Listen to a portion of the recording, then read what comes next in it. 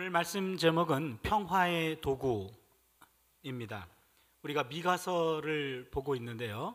오늘은 미가 4장 1절에서 5절까지 보통 그냥 한 장을 통으로 읽었었는데 오늘은 이렇게 좀 5절로 끊어져서 좀 쉬어가는 그런 기분도 드네요. 오늘 본문은요, 구약 성경에서 가장 유명한 구절 가운데 하나입니다. 그래서 오늘 본문을 읽으셨을 때 여러분이 생소하게 느꼈다면은 우리가 좀 성경에 조금 게을렀다 그렇게 생각하셔도 틀리진 않습니다.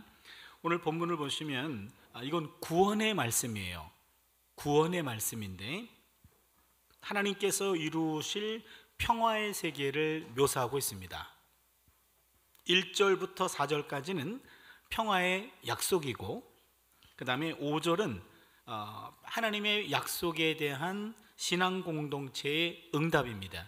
우리가 그 길을 걸어가겠습니다 라고 보여주는 것이 5절입니다. 1, 4절은 평화의 약속, 5절은 신앙 공동체의 응답. 그래서 오늘 우리에게 1, 4절에 약속이 주어지고 우리도 5절 같이 여기서 응답하는 그런 시간이 되기를 바랍니다. 그럼 1절을 보겠습니다. 끝날에 이르러는 야훼의 전의 산이 산들의 꼭대기에 굳게 서며 작은 산들 위에 뛰어나고 민족들이 그리로 몰려갈 것이라. 여기 끝날이라고 하는 것은 먼 미래를 가리키고 있습니다. 그런데 이 말은 종말은 아닙니다. 종말. 만약에 종말의 날에 종말에 그렇게 되면은요, 그거는 세상이 끝날 때 그때 평화가 이루어질 것이다 라는 말이 되기 때문에 그래요. 그렇게 되면은 이 땅에서의 평화는 현실적으로 불가능하다라는 것을 자인하기 때문에 오늘 본문이 끝날에 이르러는 이란 말은 어느 날인지는 모르지만 멀고 어찌 보면 근접하고 가까운 미래, 그걸 말하는 것이 끝날에라는 말입니다. 그래서 끝날에는 오늘의 세계와는 질적으로 다른 새로운 시대를 말합니다. 새로운 시대가 오면 야훼의 전에 산들의 꼭대기에 굳게 서며 작은 산들 위에 뛰어나고 민족들이 그리로 몰려갈 것이라. 여기 야훼의 전이라는 것은 예루살렘, 시온을 말합니다. 그러기 위해서 우리는 이 땅에 반드시 우리가 살아있는 동안에 아니면 우리 자녀들 세대에 있어서 이 땅에 평화가 올 것이다 라는 것을 포기하지 않습니다. 하나님의 약속은 이 땅에서 분명히 실현될 것입니다. 우리가 그때를 알지 못하는 것뿐이에요. 그때를 알지 못하지만 반드시 온다. 하나님의 평화가 실현될 날은 반드시 온다. 이런 믿음을 우리는 고백하고 있습니다. 시온이 작은 산들 위에 뛰어나고 라고 되어 있는데 시온은 사실 이 지역에서 가장 높은 곳은 가장 높은 곳으로 묘사가 됐는데 실제적으로는 가장 높은 곳은 아닙니다. 아마 의도적으로 요 시온을 강조하고 있는 것으로 보입니다. 왜냐하면 오늘 4장 1절에 나와 있는 하나님의 전과 3장 12절에 나와 있는 하나님의 전 시온이 둘 다 똑같은 시온인데 3장 12절은 심판의 대상이고 4장 1절은 구원을 말하고 있기 때문에 그래요. 그래서 3장 12절의 시온에서는요, 시온은 갈아엎은 밭이 될 것이며 예루살렘은 무더기가 되며 그래서 시온과 예루살렘은 심판을 받아요. 3장 12절에서는. 그런데 4장 1절에 오면 야훼의 전의 산이다. 하나님이 거하시는, 야훼가 거하시는 전이고 또한 산들의 꼭대기에 굳게 설 것이며 작은 산들 위에 뛰어나고 민족들이 그리로 몰려드는 곳. 이렇게 지금 3장 12절의 시온과 4장 1절의 시온은 똑같은 시온인데 달라요. 3장 12절은 심판이고 4장 1절은 구원을 말하고 있습니다. 3장에서의 심판이 그저 없애버리고 제거해버리는 멸절이 아니라 더 나은 세상, 변화된 세상, 반드시 그래야만 하는 세상의 건설에 있음을 말해줍니다. 그래서 성경에 보면은요, 하나님의 심판으로 관계를 끝장내지 않아요. 하나님의 심판이 목적인 적은 한 번도 없습니다. 심판을 통해서 구원으로 넘어가기 위해서 하나의 기초 단계로 심판의 과정을 거치십니다. 우리가 자녀들을 양육할 때 자녀들한테 매를 들거나 훈계할 때 그것 자체가 목적인 부모는 없어요. 그걸 통해서 잘못된 것들을 좀 고치고 조금 더 오른쪽으로 변화시키기 위한 그런 목적이 있기 때문에 때로는 훈계를 하는 거죠. 어떤 부모가 자식을 괴롭히는 걸 목적 삼아 키우겠습니까? 너는 내가 괴롭히기 위해 태어난 존재야. 그런 거 아니잖아요. 그렇잖아요. 하나님도 그런 마음을 우리에게 갖고 계십니다. 하나님의 모든 심판은 제거가 아닙니다. 회복에 있습니다. 민족들이 그리로 몰려올 것이다 라는 말은, 몰려가다 라는 말은, 이 말은 물이 흐르는 것처럼 말합니다. 민족들이 마치 범람하는 강물이 밀려오듯이 예루살렘으로 밀려올 것입니다. 그것을 약속하고 있어요. 2절을 보겠습니다. 곧 많은 이방 사람들이 가며 이르기를, 오라 우리가 야훼의 전에 올라가서 야곱의 하나님의 전에 이르자. 그가 그의 도를 가지고 우리에게 가르칠 것임이라. 우리가 그의 길로 행하리라 하리니 이는 율법이 시온에서부터 나올 것이요 야훼의 말씀이 예루살렘에서부터 나올 것임이라. 이런 노래도 있죠. 그렇죠? 어떻게 하는 거죠?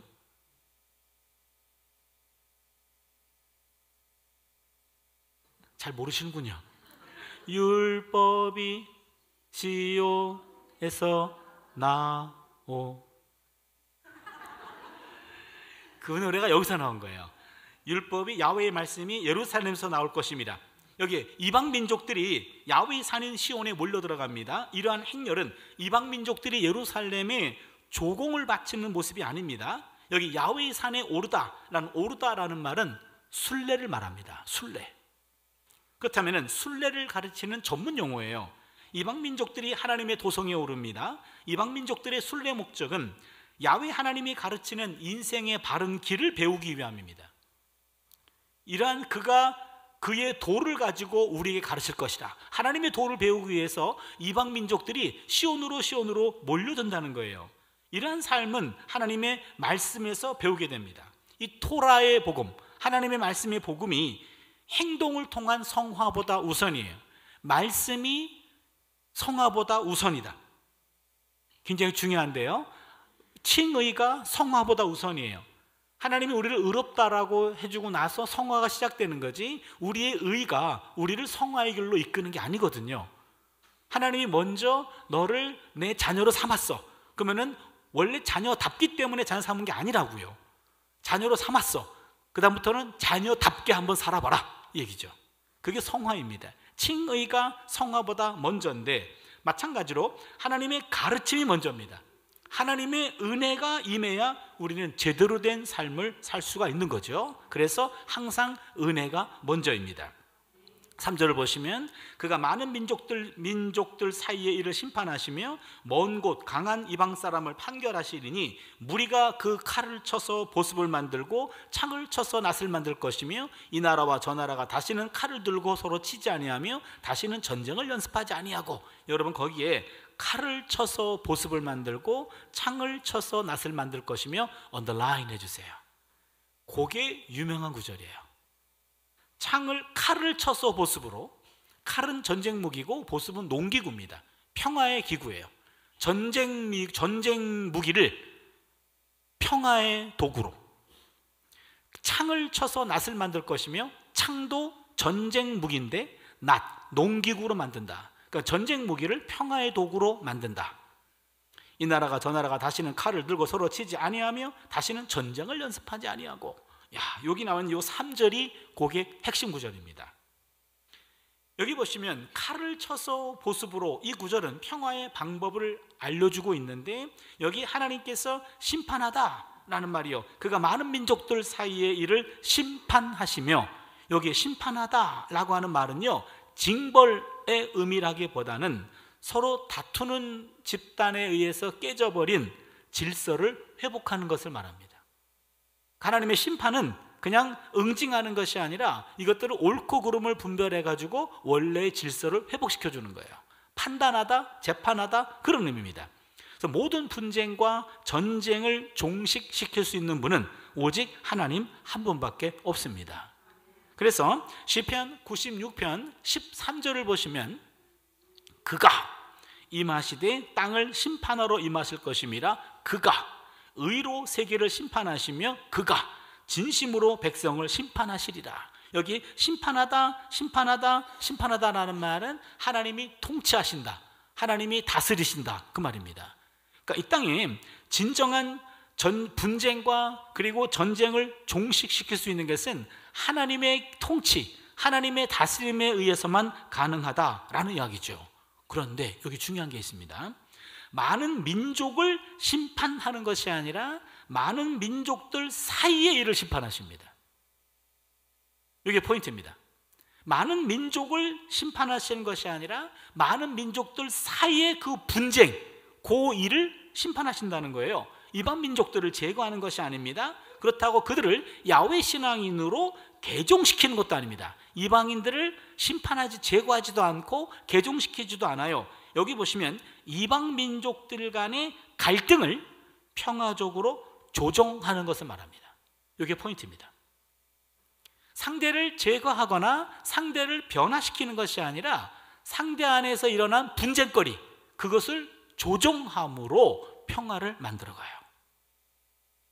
하나님은 국가 간의 전쟁과 분쟁을 하나님이 종식시킬 수 있는 궁극적인 중재자이며 재판관이신데, 하나님은 양쪽 중에 한쪽 편을 두고 너네는 없어져야 돼 라고 제거하는 것이 아니고요, 양쪽 사이의 이야기를 듣고 서로에게 있어서 분쟁거리를 조정해주는 요 포인트입니다. 갈등이 평화적으로 조정되고 나서야 비로소 전쟁 무기를 농기구로 바꿔요. 군비 축소가 가능해집니다. 그래야 전쟁 무기를 녹여서 평화의 농기구를 만들게 되는 겁니다. 왜? 이제는 평화 조정이 되었어요. 이제는 서로 합의가 되었어요. 서로의 진심이 수용이 되었습니다. 서로 전쟁이 필요가 없습니다. 전쟁이 필요 없기 때문에 이제는 그때 무리가 칼을 쳐서 보습을 만들고 창을 쳐서 낫을 만들 것이며, 이 나라와 저 나라가 다시는 칼을 들고 서로 치지 아니하며 다시는 전쟁을 연습하지 아니할 것이다. 그게 가능한 겁니다.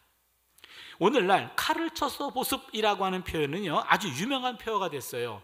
제가 어제 말씀을 정리하면서 1987년에 미국 레이건 대통령하고 미국의 소련의 고르바초프라는 서기장이 서로 군축 회담을 했거든요. 처음으로 양대국에 있는 많은 엄청난 미사일들을 다 축소하기로 하는 역사적인 그런 순서가 있었어요. 근데 얘기하면은 1987년 난 태어나지도 않았는데 그럴 사람이 있을까 봐 걱정을 많이 했는데요. 여러분 조금 유식한 책 하려면 아는 척 하세요.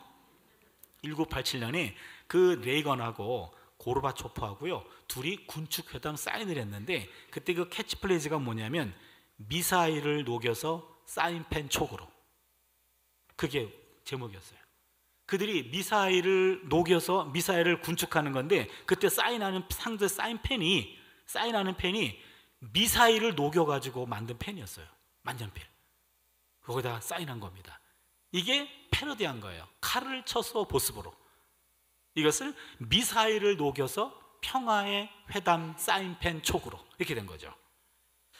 미국의 유명한 팝송 가수 마이클 잭슨, 이것도 잘 모를 것 같은데 1991년 마이클 잭슨이 세상을 치료하라 라고 하는 그런 노래를 불렀는데, 거기 보면 열방들이여 그대들의 칼을 농기구로 만들라, 이런 대사가 있어요.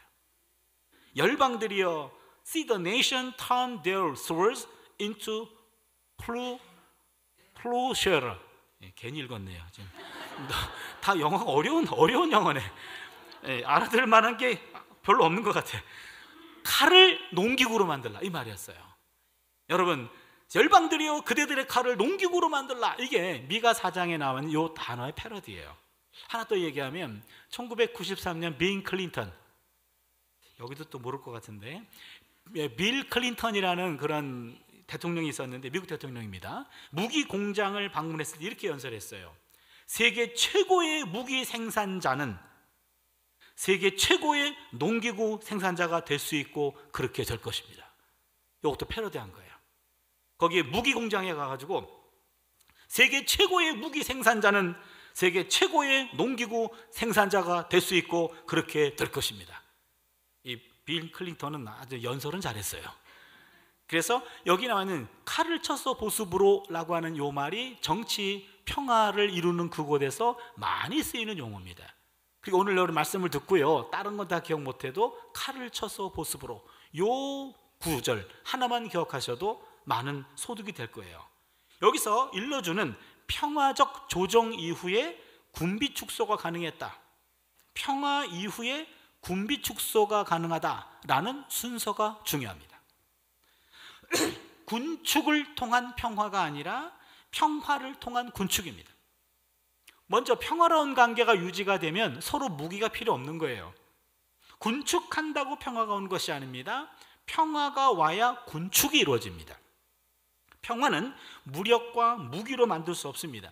평화와 정의와 타협의 조정, 이게 중요해요. 정의와 타협의 조정이 없이는 평화는 불가능합니다. 이 땅에 평화를 실현하기 위해서는요, 힘이 들더라도 불가능해 보이더라도 인내가 필요해요. 적들과의 끊임없는 대화가 필수적입니다. 대화가 단절되면 평화는 멀어집니다. 대화가 지속되면 평화는 앞당겨집니다. 대화가 끊어진다라는 말은 그런 전쟁 상황이 계속 유지되는 거 아닙니까? 지속되는 거 아닙니까? 여러분, 부부 사이도 그렇잖아요. 부부 사이도 서로 좋다가도 뭐가 분쟁이 생기면 서로 딱 대화를 단절하잖아요.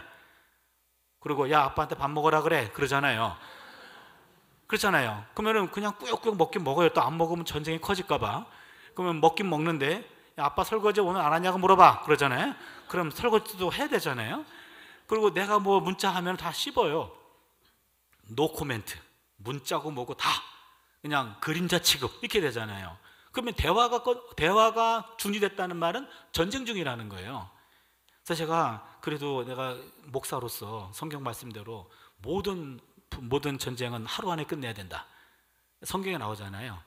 해지기 전에 서로 화해하라고. 근데 요즘엔 세져가지고 말을 안 듣으세요, 그분께서. 그래서 한 일주일 정도 간 적도 있는데 정말 죽을 것 같더라고요. 그래서 내가 무조건 항복하고 뭐 아무리 해도 뭐 문자를 하고 뭐하고 뭐 노 코멘트. 야, 일주일 동안 그러니까 내가 돌아가실 것 같았어요. 그런데 어느 날 갑자기 멘트가 왔어요. 왜? 내가 한 5일 동안은 멘트했는데 노 코멘트 하다가 한 5일 동안 했더니 왜? 그게 왔어요. 그게 복음이에요. 이제 대화하겠다 그 얘기 아니에요. 대화하겠다. 왜긴 뭘 알면서 뭐 이러고요. 그러면서 온갖 아부를 다 하면서 이제는 말을 걸어주면 전쟁 끝. 그잖아요. 이제는 풀린 거예요. 그리고 나중에 좀 더 좋아지면은 그때 왜 그렇게 오래 갔어? 그러면은 글쎄, 그럼 끝났어요. 아무튼 대화가 지속된다라는 말은 평화 관계예요. 대화가 끝났다는 말은 전쟁이거든요. 그래서 유리한 대화의 자리를 확보하기 위해서 힘을 키우고 군사력을 증진시키는 것은 갈등만 고조시킬 뿐이에요.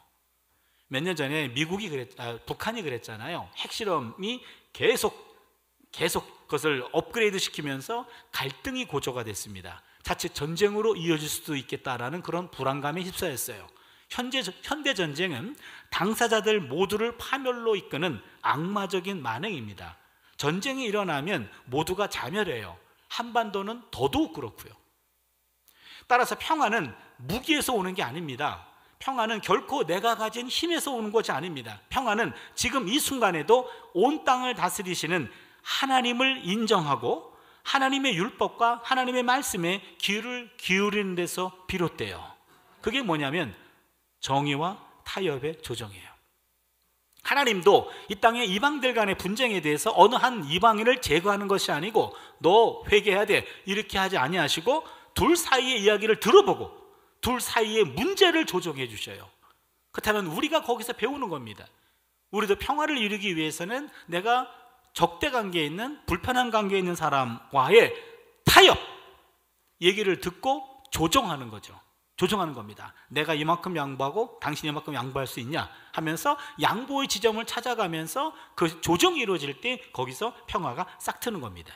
4절을 보시면 각 사람이 자기 포도나무 아래와 자기 무화과 나무 아래에 앉을 것이라 그들을 두렵게 할 자가 없으리니 이는 만군의 야훼의 입이 이같이 말씀하셨습니다. 여기도 유명한 게 나옵니다. 자기 포도나무 아래와 자기 무화과 나무 아래에 앉을 것이라. 요거 요게 평화로운 상태를 가리키는 표현구입니다. 자기 포도나무 아래와 자기 무화과나무 아래에서 앉으며 왜 다른 사람들을 두려워할 자가 없어. 요게 사람이, 공동체가, 국가가 느끼는 평화의 상태입니다. 여긴 하나님의 평화가 공개됩니다. 각 사람은 평화를 누리는 이 땅의 모든 백성과 유다 백성 모두를 포괄합니다. 여기 중요합니다. 유다만의 평화가 아니라 모든 이방 나라들과 함께 평화를 유지하는 거예요. 각 사람은 모든 개인을 말합니다. 평화의 세상에서는 이 땅의 모든 사람들이 생존의 위협이 없고 불안도 겪지 않습니다. 모두가 각자의 포도나무 아래와 각자의 무화과나무 아래에서 평안을 누립니다. 포도나무와 무화과나무는 당시 고가의 과실이에요. 따라서 모두가 번영과 안녕을 누린다는 겁니다. 이 표현은 전형적인 평화의 상태를 드러냅니다. 여러분, 이 표현 기억해 주세요. 자기 포도나무 아래와 자기 무화과나무 아래 앉을 것이며, 이 내용인데, 그리고 외부인을 두려워할 필요가 없다. 요 평화의 상태인데, 요 구절이 자기 포도나무와 자기 무화과나무 아래 앉을 것이며, 요것이 이외에 또 딱 세 구절만 더 나와요. 세 구절. 첫 번째는 왕상 4장 25절에 솔로몬의 평화를 말할 때, 두 번째는 왕하 18장 31절에서 아시리아의 평화를 말할 때, 또 하나는 스가랴 3장 10절에서 이스라엘의 평화를 말할 때, 요때 세 번 나와요. 근데 요 세 번과 미가가 말하는 요 하나님의 평화와 구분돼야 됩니다. 요 지점을 우리가 오늘 좀 나눴으면 좋겠는데요. 너무 디테일하게 들어갈 수는 없고요. 포인트만 찝어서 말씀드릴게요. 먼저 솔로몬 평화, 솔로몬의 평화, 팍스 살로모니카 그러는데요. 여기 나와 있는 이 솔로몬의 평화는 불공평한 세금과 조공과 군사력에 의존한 거짓 평화입니다. 잘 들으세요, 여러분. 솔로몬의 평화는 불공평한 세금과 조공과 군사력에 의존한 거짓 평화예요. 왕상 4장 25절 화면 한번 띄워주세요. 솔로몬이 사는 동안에 유다와 이스라엘이 단에서부터 부엘세바에 이르기까지 각기 포도나무 아래와 무화과나무 아래에서 평안히 살았더라. 요 워딩은 평화의 상태예요. 각기 포도나무 아래와 무화과나무 아래에서 평안히 살았더라. 솔로몬 시대 때 평안했다. 요게 솔로몬 평화예요. 요 워딩은 평화로운 상태입니다. 그러나 솔로몬의 평화는 다른 나라를 정복하고 거기에서 조공을 받아들이고 군사력을 부강시킨 것에서 나온 평화입니다. 그러니까 이것은 성경이 말하는 하나님의 평화가 아닙니다. 그러니까 솔로몬은 한 가지 예를 들면 왕상 4장 7절을 보시면 솔로몬이 온 이스라엘에 12지파 관장을 두매 그 사람들이 왕과 왕실을 위하여 양식을 공급하되 각기 1년에 한 달씩 양식을 공급하였으니, 요거 잘 보셔야 돼요. 무슨 얘기냐면 솔로몬은 남유다 사람이에요. 그런데 아버지 다윗에 의해서 북쪽에 있는 10지파 내지는 11지파가 다윗에게 흡수됐어요. 그러면서 다윗에게 뭐라고 얘기했냐면 계약을 맺어서 남유다의 왕도 되고 북이스라엘의 왕도 됐어요. 그게 통일 왕국을 이룬 겁니다. 다윗 시대 때 다윗이 죽고 솔로몬이 왕위를 이었습니다.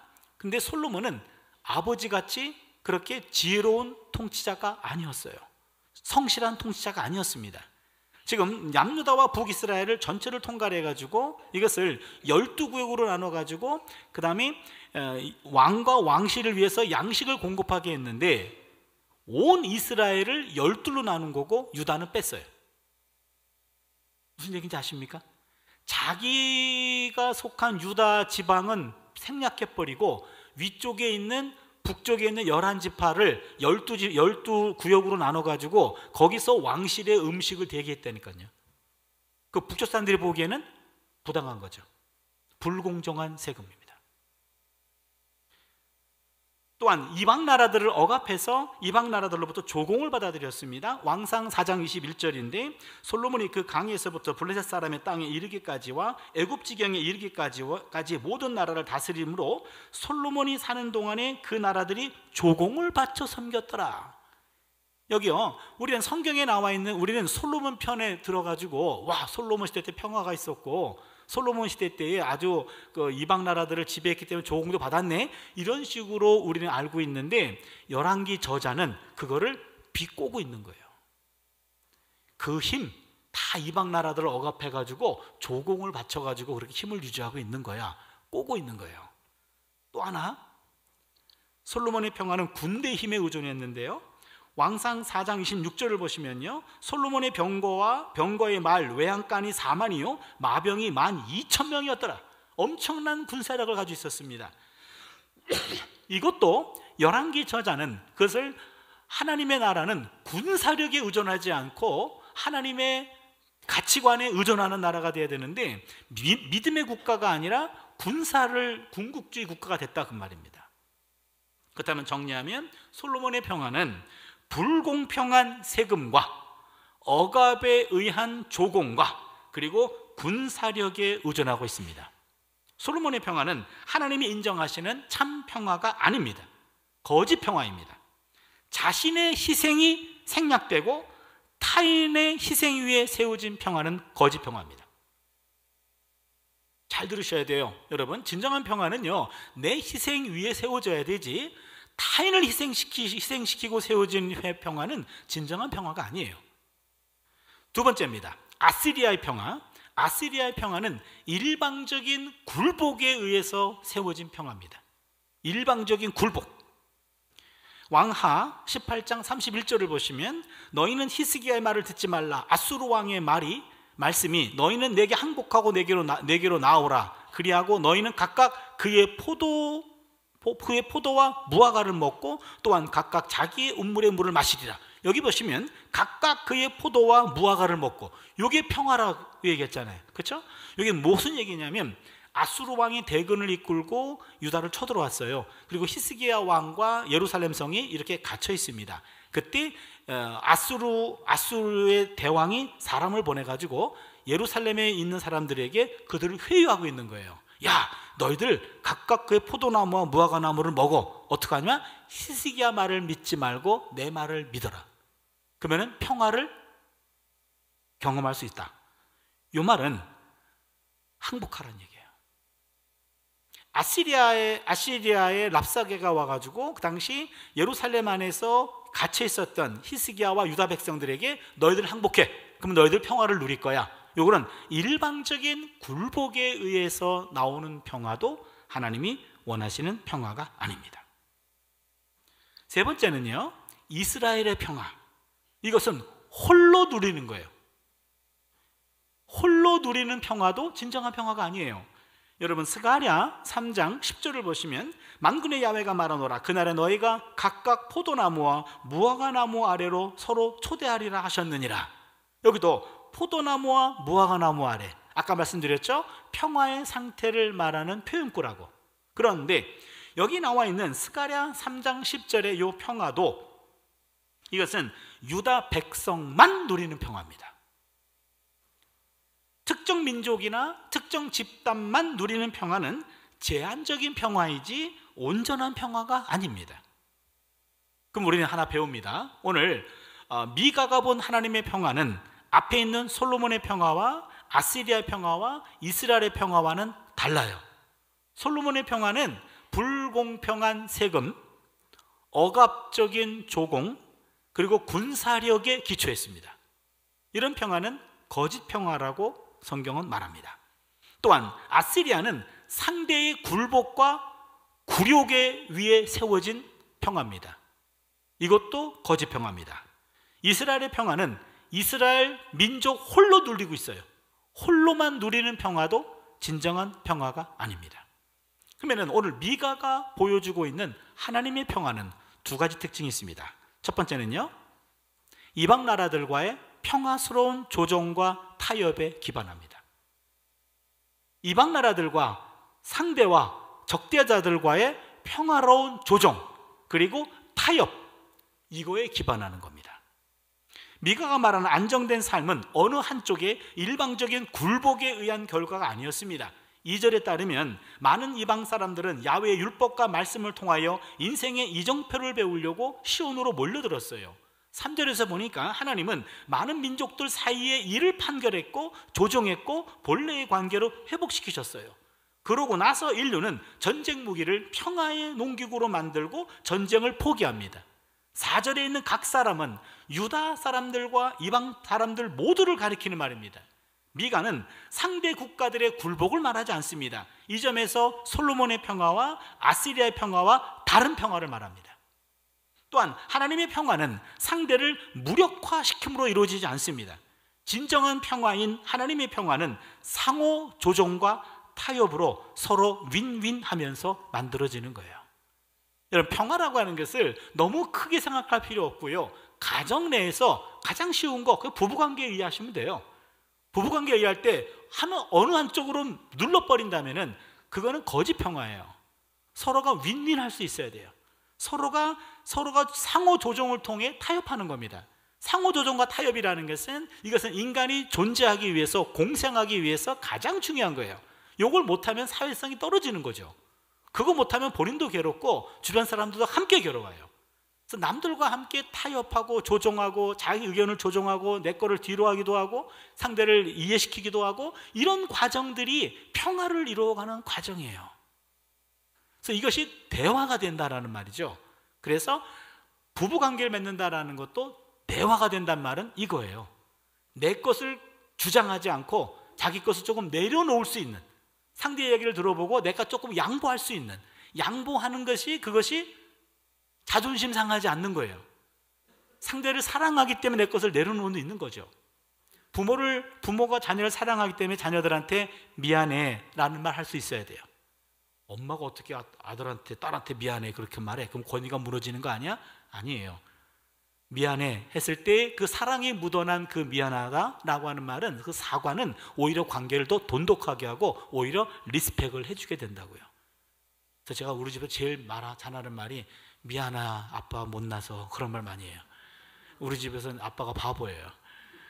저는 우리 딸한테 바보 취급당하는 제가 인생을 잘 살고 있다라고 스스로 자위하고 있어요. 만만하게 보이는 게 저는 좋은 것 같아요. 딴 사람들 절 만만하게 보지 않거든요. 근데 집에서는 온 식구가, 세 여인이 저를 아주 만만하게 취급해요. 근데 그렇게 집에서 좀 눌려야 바깥에서 제가 조금 균형을 잡을 것 같아요. 그래서 이렇게 상호 조정하고 타협한다라는 것은 굉장히 중요한 덕목입니다. 두 번째는요, 미가가 말하는 하나님의 평화는 모든 민족이 누려요. 모든 민족이.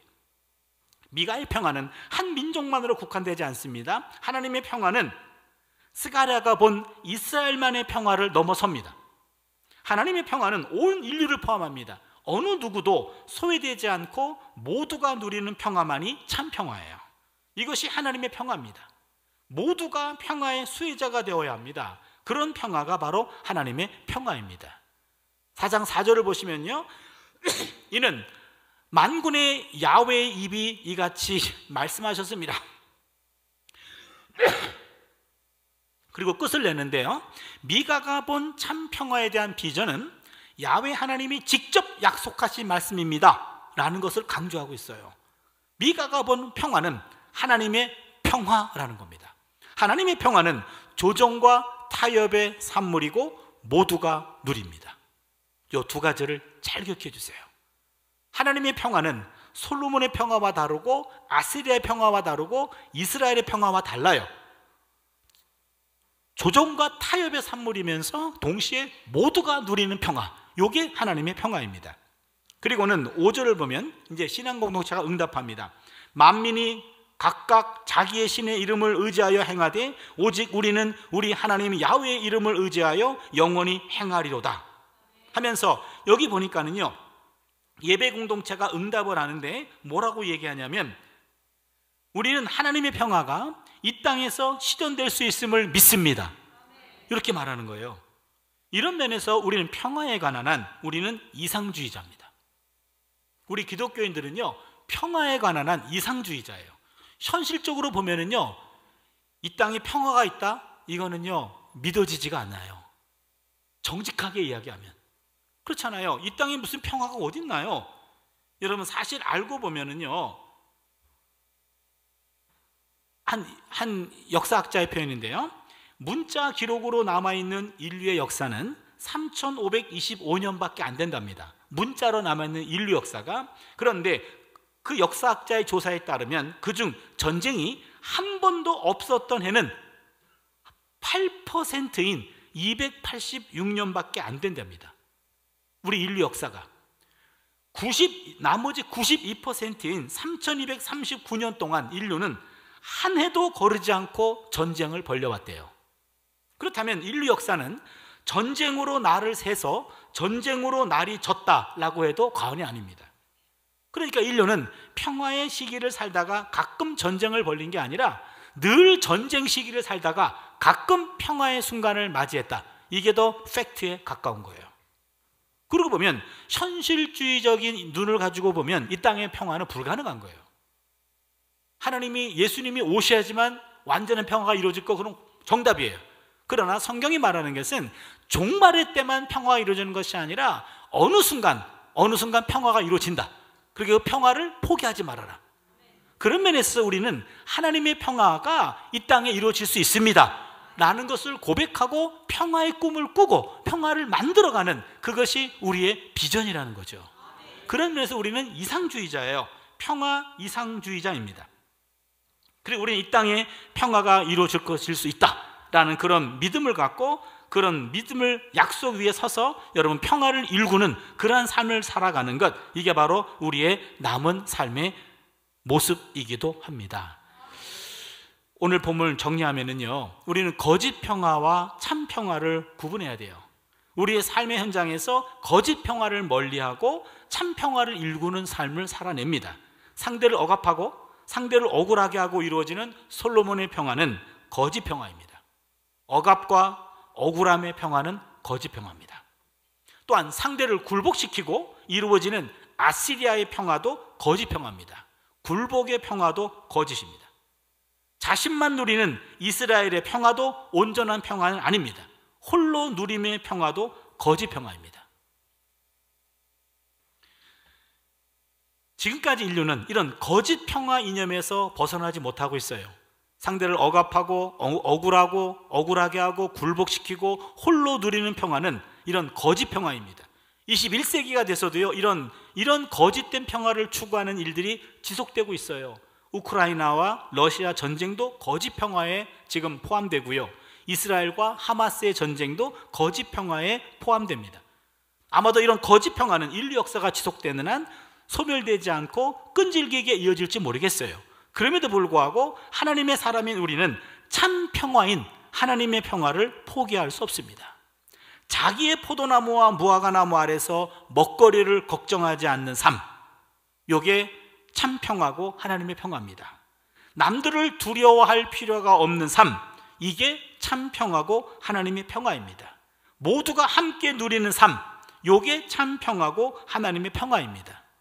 오늘 미가 4장 1절 4절에 있는 내용이 이사야서 2장 1절로 4절에 똑같이 나와요.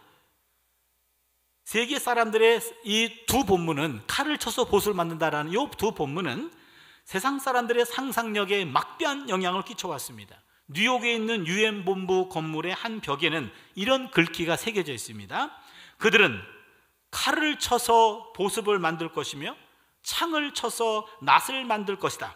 어떤 한 나라가 다른 나라를 향하여 칼을 들지 않을 것이다. 그들은 더 이상 전쟁을 배우지도 않을 것이다. 이게 뉴욕에 있는 유엔 본부 건물에 새겨져 있는 글귀예요. 오늘 미가 본문 가지고 패러디한 거죠. 야훼 이름을 의지하며 살아간다라는 것은 전쟁 없는 세상을 꿈꾸고 기다리고 소망하며 살아간다는 것을 의미합니다. 칼을 쳐서 보습을 만드는 일에 우리 모두 쓰임받을 수 있기를 바랍니다. 평화의 기운이 우리의 가정과 교회와 일터와 국가와 세계에 퍼져가는 일에 귀하게 쓰임받기를 바랍니다. 우리는 문제를 일으키는 사람이 아니라 문제를 해결하는 평화의 일꾼이 자리가 바로 그리스도인들의 자리가 돼야 돼요. 어떤 사람은 문제를 일으키고 제기하는 사람도 물론 필요합니다. 그래야 사회가 개혁되고 혁신될 수 있으니까. 그러나 가급적이면 그리스도인들은, 크리스찬들은 그런 일에는 조금 뒷서고, 그런 일이 분쟁이 생겼을 때 해결하는 일에 앞장섰으면 좋겠어요. 이쪽과 저쪽 이야기를 들어보면서 상호 조정할 수 있는 그것, 이게 하나님의 방법이라고요. 어느 한쪽을 억울하게 해서는 안 됩니다. 양쪽을 윈윈할 수 있도록 상호 약간 양보한다면 뭔가 자리가 있을 거예요. 그 자리를 만들어내는 거 쉽지 않아요. 그러나 그것을 포기하지 않는 겁니다. 포기하지 않고 그 길을 가는 거예요. 우리는 평화의 일꾼으로 부름받았습니다. 성 프란치스코의 평화를 구하는 기도를 제가 읽어드리고 말씀을 마치겠습니다. 주여, 나를 당신의 평화의 도구로 써주소서. 미움이 있는 곳에 사랑을, 다툼이 있는 곳에 용서를, 분열이 있는 곳에 일치를, 의혹이 있는 곳에 신앙을, 그릇됨이 있는 곳에 진리를, 절망이 있는 곳에 희망을, 어두움에 빛을, 슬픔이 있는 곳에 기쁨을 가져오는 자 되게 하소서. 위로받기보다는 위로하고, 이해받기보다는 이해하며, 사랑받기보다는 사랑하게 하여 주소서. 우리는 줌으로써 받고, 용서함으로써 용서받으며, 자기를 버리고 죽음으로써 멸망을 얻기 때문입니다. 아멘. 기도합니다. 하나님, 인류의 역사는 평화의 시기를 보내다 잠시 전쟁을 한 게 아니었고, 늘 전쟁이 지속되었고, 중간중간에 평화를 맛보는 것이 우리의 인류의 역사였습니다. 성경이 말하는 하나님의 평화보다는 거짓된 평화인 솔로몬의 평화와 아시리아의 평화와 이스라엘의 평화에 오도되어서 인류는 아직도 깨우치지 못하고 서로를 죽이고 제거하는 전쟁의 포로가 되어 전쟁의 그 악마성에서 벗어나지 못하는 것이 오늘 21세기 인류의 부끄러운 모습입니다. 이 지구상에 진정한 평화가 이루어지는 일, 하나님이 움직일 때 가능합니다. 하나님의 마음을 먼저 깨달은 우리부터 그 평화의 기운을 가지고 내가 속한 그 공동체 내에서 평화의 기운을 확장시키는 일에 우리 모두가 사용되게 하여 주시옵소서. 하나님의 평화에 대한 꿈을 포기하지 않고 끝까지 품고 그 일을 향하여 갑니다. 분쟁이 있는 곳에 조종할 수 있는 그런 조종력을 우리에게 허락하시고, 또한 그 안에서 서로 윈윈할 수 있는 그런 길을 모색할 수 있는 탁월한 평화의 사도가 되게 하여 주시옵소서. 감사드렸고 예수님의 이름으로 기도드리옵나이다.